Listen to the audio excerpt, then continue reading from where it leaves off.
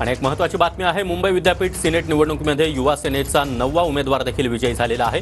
युवा सेनेच्या परमात्मा यादव यांचा खुल्या प्रवर्गातून विजय झाला आहे। त्यामुळे परमात्मा यादव यांचा 1064 मतं मिळवत विजय झालेला आहे। मुंबई विद्यापीठ सिनेट निवडणुकीमध्ये युवा सेनेचा डंका आणि युवा सेनेचे एकूण 9 उमेदवार आतापर्यंत विजयी झालेले आहेत। राखीव प्रवर्गातील 5ही जागांवर युवा सेनेने विजय मिळवला आहे, तर खुल्या प्रवर्गातील एकूण 4 जागांवर आतापर्यंत युवा सेनेला विजय प्राप्त झालेला आहे।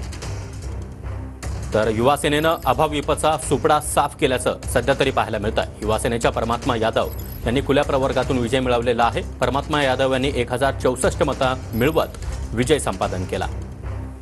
तर मुंबई विद्यापीठ सिनेट निवडणुकीमध्ये युवा सेनेचाच दबदबा पुन्हा एकदा पाहायला मिळतोय। तर आता 9वा उमेदवार परमात्मा यादव यांच्या रूपाने विजयी झालेला आहे। मुंबई विद्यापीठ सिनेट निवडणुकीमध्ये युवा सेनेचे आतापर्यंत 9 उमेदवार विजयी झालेले आहेत। त्यामध्ये राखीव प्रवर्गातील 5 तर खुल्या प्रवर्गातील 4 उमेदवारांचा समावेश आहे।